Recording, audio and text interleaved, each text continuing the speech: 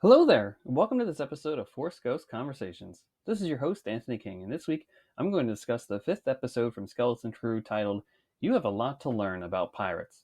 If you're a fan of the podcast and would like to consider pledging your support, there will be a link in the episode description for you to check out the various tiers offered. Also, please be sure to check out our TeePublic store to buy some Force Ghost Conversations merchandise. And without further ado, it's time to gather around the campfire for some Force Ghost Conversations.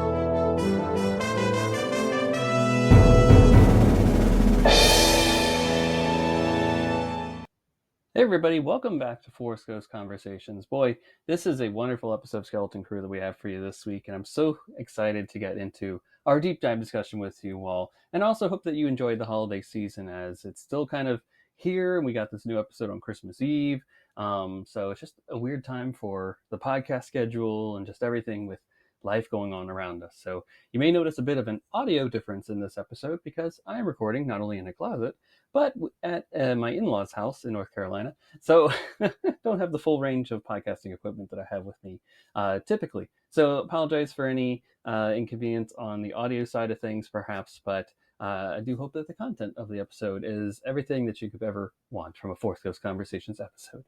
Anywho, let's get into some Cloud City gossip, the news in Lucasfilm and Star Wars adjacent galaxy. In the past week, and frankly, because of the holidays, there wasn't a whole lot. However, again, Skeleton Crew is now on Disney Plus. Go watch that. If you haven't seen the episode, then come right back to this moment and check it out. Fifth episode's really great.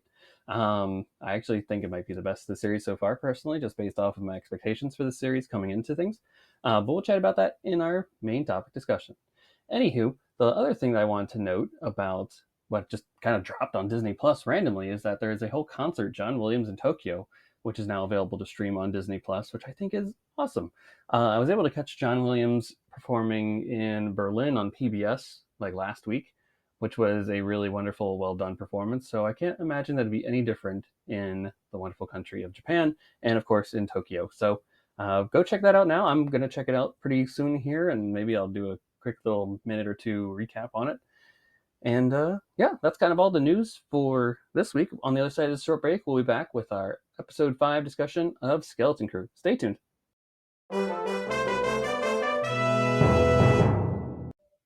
All right, ladies and gentlemen, welcome back to Force Ghost Conversations. And we are here, of course, to chat about episode 5 from Skeleton Crew titled, I just want to make sure I say this right, You Have a Lot to Learn About Pirates. A fantastic episode and a wonderful addition to Skeleton Crew.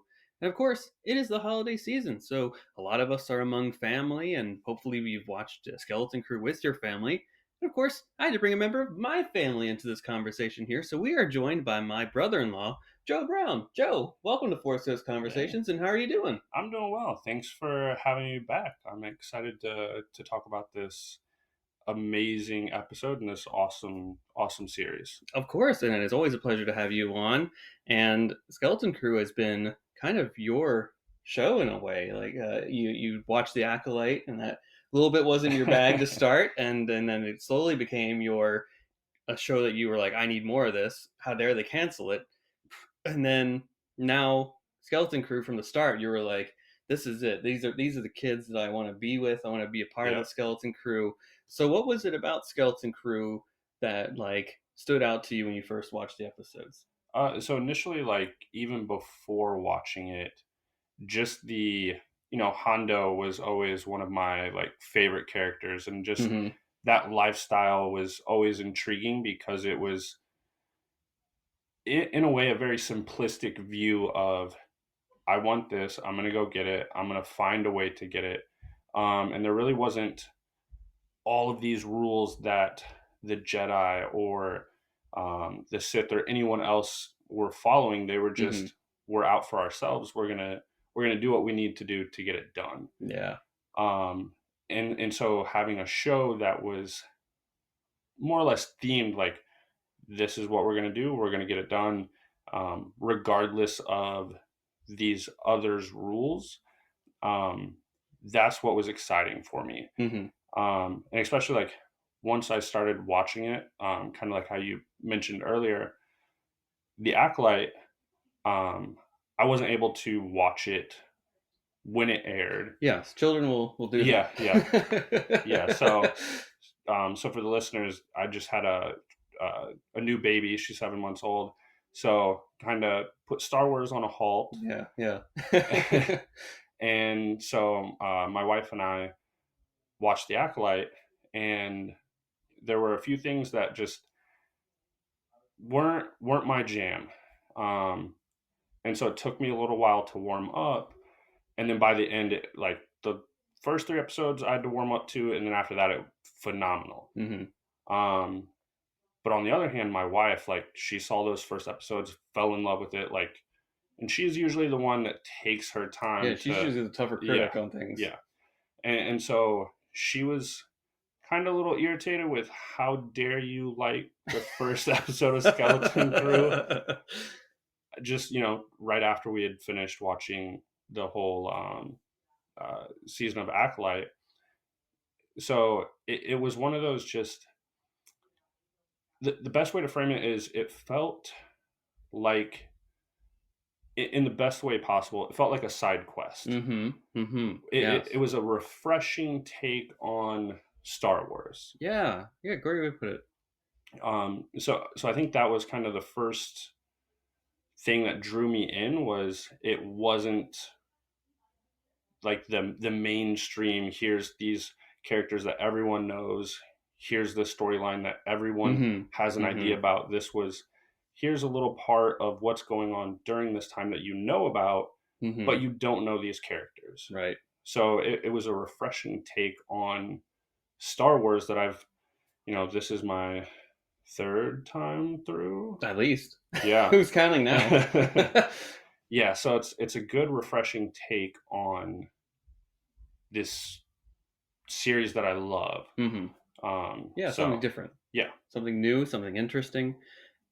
I know we fortunately got to watch Ahsoka together as it was coming out, and I yeah, know as an Ezra guy, yep, we got to see literally your face reaction when he appeared in that climactic episode, revealing himself again. I know your favorite character is Hondo, yep, yep. so I know there are rumors, there's speculation about a pirate show. How could it not include Hondo? If Yeah. you see live action Hondo, what do you think your reaction would be in that moment? Because I'm like, I wish I could be a fly on the wall to see that Yeah. if it does happen.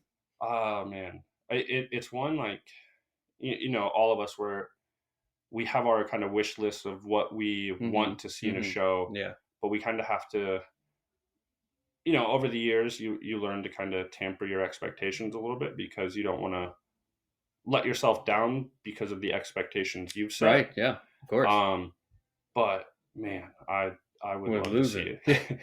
It would definitely be like, I'm gonna pause the show, collect myself for a minute. Just 1 minute. Yeah, You probably need a few yeah, minutes. I'll probably need a few. I'll need a few, but it'll definitely be one of those moments where it's like, all right, let's pause, because I'm not gonna be able to wrap my head around this Yeah. excitement. This is crazy. Yeah, yeah. Even if there's like a mention of him, or his crew or something Mm-hmm. like that, Mm-hmm. that would be awesome to see. Yeah, I was like, I will say in this episode, kind of getting into it a little bit here, just for a second, when they mentioned Captain Renaud Yeah, is the person. There's a part of my heart when they show like the brief hologram of him was like, please be Hondo, yeah. please just be Hondo, pulling everyone's chain and being like, oh, you think this was Captain Renaud? This is actually Hondo Onaka. Yeah. Oh, that would have been awesome. I didn't even think about that. I was so dialed in trying to, figure out what the person might look like, that I didn't even have a chance to think about, like, Hmm. oh, Hmm. could this be Hondo or part of his crew or anything like Well, see, seemingly dead, so I don't know if he's a part of Hondo's crew or maybe once was. that. So we'll get into more Captain Renaud later, but I did want to ask you before we dive into a bit of the episode itself here. The skeleton crew consists of our boy Neil, Wim, Fern, and KB. Which of those kids would you say is your favorite character right now? it, it's tough, because each episode, I think they try to highlight and put them in a Yeah. different light, and kind of, they do a great job with, it's not all about Wim and he's the main Mm-hmm. Mm-hmm. And like I I love Neil. Like he comes in, he'll steal the show here and there, but it's never all about one of them. Right. It's always the group, how they're working together. I'm still KB's story. Like that's one like I want to know more of her Mm-hmm. backstory. So she's one Yeah. I find more Why does she have intriguing. the visor on, Yeah, basically? yeah. So I think she's one that's a little bit more intriguing. Mm-hmm. So I'd kind of say she's a little bit of my favorite. But Wim and Neil, like you're gonna get the laughs, the jokes, the sweet moments with Neil. And Wim, you're always like, what nonsense is he? What is he Yeah. going to Yeah. do? Don't push the button. What button is he going to press? Yeah, so I would say KB is probably my favorite right now, just because we don't have as much of the backstory. Mm-hmm. And as you say that into existence now, next week's Right. episode is going to be the KB focus episode, and we're Yeah. going to get so much more about her and her moms and everything else Yeah. that's going on. And that's where we're going to start this episode, just like the kind of the episode itself does. Is we get a little bit more about what the parents are up to in the beginning, or at least what they've kind of been up to while the kids are off on this wonderful adventure. We saw them kind of huddled around a coffee table, and what seemingly I think was. Uh, uh, Fern's mom's house, Hmm. and talking to a droid that was taking its sweet time getting up that hill there to tell them we don't know where your kids Yeah. are at. Um, and the great hilarity of Wim's dad trying to hide a device Oh behind my, his back. yeah. What did you make of that opening sequence and seeing the parents kind of trying to do something? It was good to see because leading up to that, it was like, are you really their parents? Because you're not acting like parents. Like Mm-hmm. you you don't seem as involved, or really like you didn't care that your True. child just up and disappeared. And Work comes first. Yeah, go to yeah, work. right. So it was really refreshing to see that, okay, these parents, they do care, they are Mm-hmm. trying to do something. Because up until then it was like, are they not going to do anything? Are they just going to kind of let someone else handle it? Are they just going to wait and see what happens? Like you didn't know, but now you get some Yeah, insight into what they're trying to do, and how they're working together. So it was good to see that they are trying. absolutely. And then I think, they're trying, but in doing so, boy, did we see one of the greatest acts of physical comedy I think we've ever seen in a Star Wars before, with Wim's dad trying to hide this device that he's plugged into his computer, and then with the one arm being shown with the device, and then switching it. I think you and I were like, "Is Yeah. he gonna do it? Is this gonna fly? Is this gonna Right. work?" Yeah. And even watching it the second time, I was still cracking up, even though I Mm-hmm. knew what was going to happen. It's just one of those, like, it's that simplistic humor of like, It's like, is, oh, is this? Are they going to pull it off? Is this yeah. droid going to let that fly? And come to find out, it doesn't. But you're convinced, like, okay, this might fly under the radar. They might let it go. I mean, it was certainly there was a chance where it did, Yeah. and it's so fun to see Wim's dad like on the spot, like almost any person, right? It's almost like a real life scenario of if you're caught with something behind your back, what do you do? And it's Yeah. like, okay, well, try one hand and try the other, see if we can outsmart the droid. And unfortunately, droids can't be outsmart that Yeah. well, at least on Ad-Aden. Yeah, yeah. I was hoping, like, when they were like, "All right, show me both hands," that he was gonna like slip it into his back pocket or the belt, like Mm-hmm. He tucked must it have in the dropped back or something. it. Yeah. So I was hoping that that would happen, so that we could get to see more of that part of Wim's dad trying. Mm-hmm. Mm-hmm. I think Fern's mother is the one that is reported to by the droid. So she seemingly has this supervisor-esque position within the analyst dome that they're in, Yeah. and she stops that from escalating any further. Yeah. um, but she's also saying, I'm trying to do the best I can through the proper channels. We're trying to contact the supervisor about this. It's interesting that a matter of major security for Adad, and being a group leaving the planet that is seemingly supposed to be so protected and closed off from everything, that it isn't a bigger security concern across the Yeah, planet, and like they don't have an immediate audience with the supervisor just to find out whether they are welcomed in or forced to be brought in because they're the only ones that know who the kids are. yeah, yeah. That's a good point. Like you would think with as secure and secretive as this planet is, that they would know, like, oh, someone left. We're gonna find out as Mm-hmm. much information and see what we can, get from this. But it doesn't seem like they're trying to get any information about them leaving. It's now the parents like, hey, our kids got on this ship and left, Mm-hmm. Mm-hmm. and they're the ones that's initiating this process, where it would seem like the supervisor should be the one investigating the situation. You would think if I were the supervisor, I'd be wanting to know about who's coming on and off my planet. Right. But alas, we have to wait another week to find more about what's going on the planet itself, and maybe we'll even get there next episode. But we'll cover that in a bit here. Um, Going back to the kids now, they survived the ordeal where SM-33 tried to tear them apart limb from limb, and now he's tied down literally on the Onyx Yeah. Cinder, which we learn is the ship's name Yep. later on in this episode, who was captained by Captain Renaud, who was the one that seemingly was on Aladdin with SM-33 and the rest of his crew.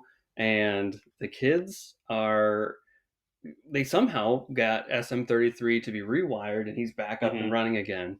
And I think, I don't want to put words in your mouth, but based off of your reactions while watching this episode, I think you and I both think that he stole the show when it comes Yeah. to this episode because his humor was through the roof.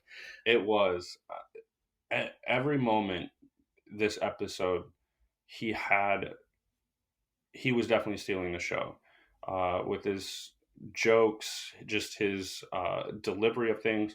He definitely was the he definitely stole the show with the humor this episode. Yeah, he took it to another level when it comes to that, and it was good to see him back in a friendly place with the kids almost immediately after turning him back on again. He's like, "What do you want?" What do you? Yep, yep, And it's funny to, when he was like, "All right, I'll take you to the Skull Ridge Mountain." That's where the listeners. That's where they eventually go to find Captain Renaud's lair, which is seemingly in the heart of the Skull Ridge Mountain on the planet Lanupa. We'll talk about that in a second here. And seeing him just like break through the the rope the so rope. fast, the kids thought that they had him tied down and he was strapped down and they would be safe from him. But if they were, he really wanted to tear him limb by limb. He was just getting up and taking off there. Yeah, But he tells them that the ship well, he doesn't tell them that the ship they're on. Janawad tells them that this ship is of importance to yeah, the pirate community in ways that they can't even imagine. Learning that it was Captain Renaud's ship, the SM-33's captain. Also, the Onyx Cinder is the name of this ship, which I think is a pretty cool Star that Wars that name. is I'm an glad to awesome. hear Yeah, that is amongst the Ghost. We got the Millennium Falcon. We have so yeah, many things in Star Wars now that is a cool ship. Now the Onyx Cinder is it, right? yep, And he's on this layer, or at least that's where the coordinates to Atatin are. It was yeah. wiped away from the mind of SM-33. All the people were killed in the crew because of a mutiny. The concubines, Yeah, all the the concubine. the concubine tried to stab him. They What's just, a concubine?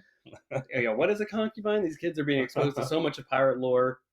Jordan and Alwood is like, you don't understand how cool this is. Like we're Yeah, on the Onyx Cinder. This is Tak Renhead's ship, and there's like, I don't care. What right. is a pirate anyways? Yeah, So SM-33 is like, yeah, of course I know where the Skull Ridge Mountain is. I'm going home. This is my home. And it turns out that Lanupa, or at least the Skull Ridge Mountain on Lanupa, is now basically a pleasure hotel for adults, yeah. an all-inclusive resort. And how did you feel seeing this type of real-world thing in a Star Wars spot? I think it was good to see. One, because like definitely at the beginning of the series in episode one, where you see the suburbs and everything, you're like, Hmm. that's weird. Like that's not That's Star oddly human. Wars, Yeah. but it brings it into the experience, the like what we may experience here Yeah. Yeah. in this show. So it kind of made that connection, and so it was nice to see like more of that connection. Hmm. Excuse me. Uh, because there was like, you have the suburbs, you have this like pleasure hotel, adults only, no children aren't No, no allowed. kids. um, so it was good to see that it's kind of a normal, like a lot of times in Star Wars, it's all of these main cities that have specific people that are main Hmm. characters Hmm. involved, and you don't get to see the day-to-day life, Yeah. Yeah. like the trips and vacations and things like that, Mm. where this you're able to see, oh, okay, like you do have just normal people that aren't part of one faction or another, or part of this group or that. It's Hmm. just people living and enjoying life. Yeah, well, and I will say too to that a neutral site, Yep, as a they neutral. note, yeah, for Hmm. all those that are peaceful, or we will make you be peaceful, Yeah. and they've got seems like bounty hunters there on R&R Yep. from the one character that appears in the episode. They have the banking clan is there on a conference, Right. so we got that Attack of the Clones pull back in Yep. there. If everyone remembers the banking clan, and we got a hut that Yeah. is just hanging out in the mud spa, and a couple of other banking clan characters appeared throughout this. Cathalops, whatever the heck he is, That was cool. I thought that was like such a cool character design to begin with, Yeah. and the fact that he was probably the friendliest giant in the history of Star Wars. He just wanted to hear a good story. Yeah. This place was full of just wacky, wonderful, weird, Yep. and I thought this is a place I would want to hang out if I'm if I need a rest and relaxation in Star Wars. Just take me here. Yeah, and it's cool because, kind of going back to, it's kind of, it feels like a side quest. So it's Yeah, they definitely. have some This feels like a freedom. side quest in the side Yeah. quest. Yeah. So they have some of that freedom to venture from the typical things that we see in Star Hmm. Wars. Um so it's just refreshing to see these things that we don't typically get to see Right, in Star right, Wars. right. I think, and to going back to the SM-33 of it all, him knowing what it was before and then Yeah. seeing the transition, that was a lot of the comedy at play. He's like, "What do you mean this is called Lanupa? Lanupa? It goes by other names too. Yeah. It's the heart, the battle royale play. I can't even Yeah. remember all the things that he called it, and to be like, there's a spa, a buffet. The spa is where we put the corpses of those Yeah. that the Captain Ren had killed." Where do we get to the lair? And well, you have to go through the thing they call the spa. The spa. I just thought that was so wonderful to see like this guy. He's like total pirate to the nth degree, and they put a restraining bolt on him. He's willing to throw hands with people, and Yeah, he can't. Man, that's in 33, but like we said, was such a big win in this he episode here. was. And but the kids, they're like, talk about being exposed to this series has exposed them to so many things, but then to see them in this scenario, in this environment, but yet still being kids at the same time, right? They're Yeah. literally told that there are bounty hunters after them. They're deadly pirates that are bloodthirsty, hunting them down, and they're having a pillow fight. they're speaking gibberish. Yeah. They're They're dancing in the the lobby. wise elders. Yeah, they're dancing in the lobby. They have they have not a care in the world, which is truly a joy to see. Yeah. Do you have any thoughts on the kids experiencing this for the first time? It, it's cool to see kids being kids Hmm. regardless of the situation that they're experiencing, Yeah. because they don't have these experiences. They know how to be kids, and you get Hmm. to see that. Hmm. um and as it's gone on, you can see how they've progressed through, at the beginning till now, how they're handling situations, the way they're interacting with Jod. Uh, it, they've definitely learned from those experiences. So it'll be interesting to see how they come out on the other end after all of this. Yeah, yeah. I think so too. It'll be very interesting to see how their character journeys progress with the more knowledge that they're exposed to, and just think I can't go back to the person I was before on that and Yeah. taking tests on a Tuesday. Um, so they are alerted to, or not they are, but their presence on Lanupa is alerted by the pirates that are hunting them down, Brutus and crew, Yep. Captain Silva's former group, and they send out two ships to hunt them down effectively and take them out, or at least bring them in and throw them in the brig, etc. So they're literally on a race for the treasure that is Yeah. the coordinates on Ad-Aden. So they're going through the lair of the spa. They go through Cathalops. They find the acid. They throw the money in there, and they find the treasure chest. Meanwhile, escaping capture from the forces that were chasing them down. And in this kind of final sequence of this episode here, this is where Jod Nanawid shows his true colors. They find the coordinates to At-Aten. It is confirmed by Captain Renaud himself. Hmm. This is the only way to get to At-Aten, and then that's when he invokes the pirate code and says, "I'm going to challenge you for the captaincy, Fern. Yield or I'll take you out." Yeah. Uh, did you expect this turn so soon, perhaps, or did you expect him to turn at all? What did you think about Jod's decision here at the end? Uh, I I didn't quite expect it, but looking back, like it was the perfect timing Mm-hmm. for him Mm-hmm. to like, all right, now this is solidified. We have the coordinates. I know how to get there. Let's, let me take charge. Okay. But I'm still kind of under the assumption like he was taking charge so that he could do things his way and not necessarily Yeah. become the pirate, like, Sure. and actually harm these kids. I think it was more he didn't want Fern making the call and disrupting his plans. It was like Mm. his opportunity to take Mm. over to get what he wanted while still getting them what they wanted, and Yeah. back to Atten. Well, he's like, why get half a treasure when I could get the full thing? Right. All I need to do is invoke the pirate code. I've got SM33 to back me up on this matter. Yeah. He'll tear them apart limb by limb if they don't comply. And I think everyone has literally said, "Don't trust this guy," Right. every step of the way, and then literally the last second when you need to trust him the most, he's like, "All right, I'm going to show my true colors here. Yeah. I can't keep this charade up any longer. I needed you kids to get me out of that brig cell, and I put up with the charade for a bit, and now that push comes to shove, I need to take the reins on this Yeah. on this matter here." So I think it's appropriate that this was about to happen eventually, but now with these kids seemingly being on their own here in the heart of the mountain even Yeah. further, Yep. where the episode leads them off at, I can't imagine that like we're going to learn so much more about them and what they are like when they're literally put into a corner on an unknown spot trying to get out of that situation and scenario. That's an exciting thing for the journeys of their characters to begin with.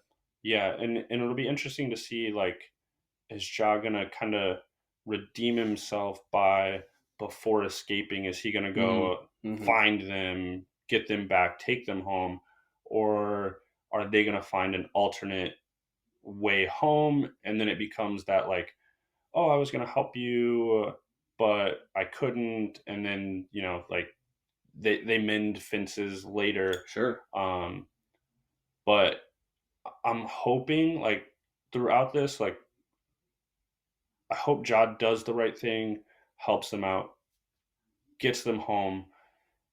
If he gets, his treasure or some treasure, um, great. But you know, with the kids, you just want to see them make it back home Mm-hmm. Mm-hmm. safe and sound. I'm hoping nothing terrible happens to to the Fingers kid, crossed. Yeah. but you never know with Star Wars. So Don't want Neil to lose a trunk.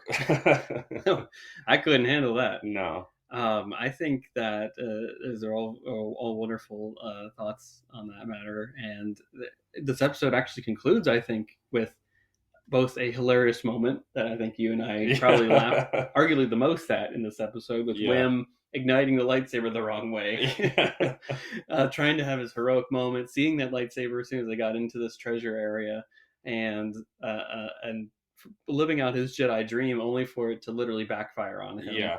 And then for Jod to take the lightsaber as the closing shot Yeah, of this episode. I mean, that's like a nuclear weapon being given to the deadliest pirate in their sector right now. yeah, and when it was, the closing scene and you don't get to see it, but you hear it ignite, you're like, okay, he has it. What is he going to do with it? Yeah. How can these kids thwart or Trump overthrow a pirate that seemingly has a little bit of force abilities? Like he can control it, he can move things around. I don't know how much effectiveness and training he has with it, but now he has a thing that can cut through just about anything. Yeah, and what will be interesting is, I don't know if you picked up on it, but he in the episode he's talking about with Wim, when Wim was like, "Oh, I'm not going to get to see my mom," and Jod was like, Mm-hmm. "Just forget about it. You shouldn't have attachments." Yeah. And you're like, "Oh, that's the That's Jedi." seemingly a Jedi thing. Your focus So determines your reality too is another thing he said. That's very Qui-Gon of him. yeah, so it was, how much training does he have? Because initially we're like, was he using the Force? Was Mm-hmm. it just Yeah. some trick? And now that we're seeing, okay, he was using the Force, how much training does he have using the Force and with a lightsaber? Mm-hmm. Mm-hmm. Because if he just was Force sensitive, he may not have any experience with a lightsaber, making him not as deadly or as much of a threat Right. as he could Right. be. Right. So it'll be interesting to see in the next episode or so what he does with the lightsaber, and hopefully we get to see kind of a little bit about his backstory. Mm-hmm. We don't need every detail. It'd be cool to have it, but just enough to know, like, this is where he got some training from, or mm-hmm. who he Mm-hmm. may have been around. Uh, that would be cool to get some answers on that. Where do you think is my last question here, Joe? Where do you think we go with this next episode here? Do you have any thoughts or speculation as to where, knowing how this one ends up, what could next week hold? Um, I'm thinking next week will be, if not the whole episode, most of the episode of them figuring out a way to get off of Lanupa and Mm-hmm. back Mm-hmm. home. Mm-hmm.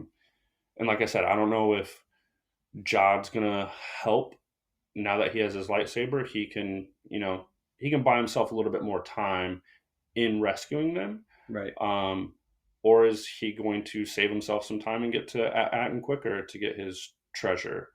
But I think that's what we'll probably see in the next episode, is them escaping, and hopefully the other thing I would love to see is when Pocket called in Mm-hmm. the bounty. Brutus just said that he was sending 2 ships, not that he was going. And I don't think they had any reference of him actually going to Lanupa. No, it So didn't seem like it. Yeah. it'd be cool that, oh, these 2 didn't make it, I'm going myself to handle it.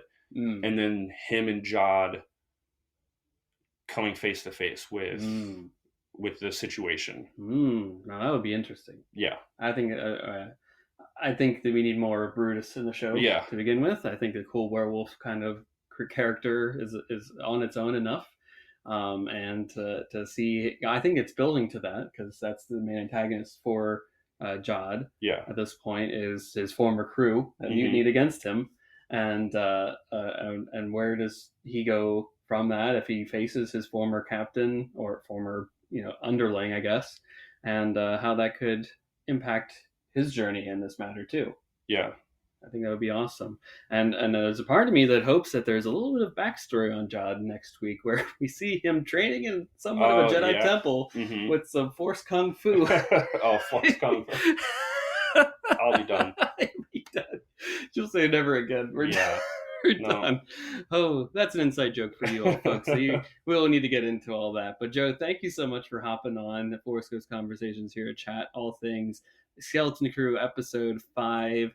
And it's a blast to go on this journey with you all and to chat about the episodes as they come out. And it was a blast to watch these Yeah. this episode this week with you. We watched it twice, once Yeah. on Christmas Eve and then once last night, but we Yeah. watched it again. So it is a true wonderful. So thank you so much Yeah. for coming on the show. Thank you for having me. It's always a blast to chat Star Wars, and you know, holiday times, great opportunity for us to get together, watch some That's right. Star Wars together. That's So right. And you'll be back on before we know it. So watch out, folks. Joe's coming back on.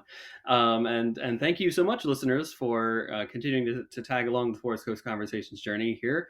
And you know all the places where to find us on social media, of course, on X, Instagram, YouTube, TikTok, Instagram, Threads, Blue Sky. Just search for Forest Coast Conversations and we'll be there in some capacity. And of course, we'll be back in your podcast feeds next week talking about episode 6 from Skeleton Crew, whatever it may be about. We'll figure it out then. And we've got, of course, some wonderful guests lined up for the rest of the Skeleton Crew journey here, so be on the lookout for some fun episodes coming your way. And until then, may the Force be with you. Take care.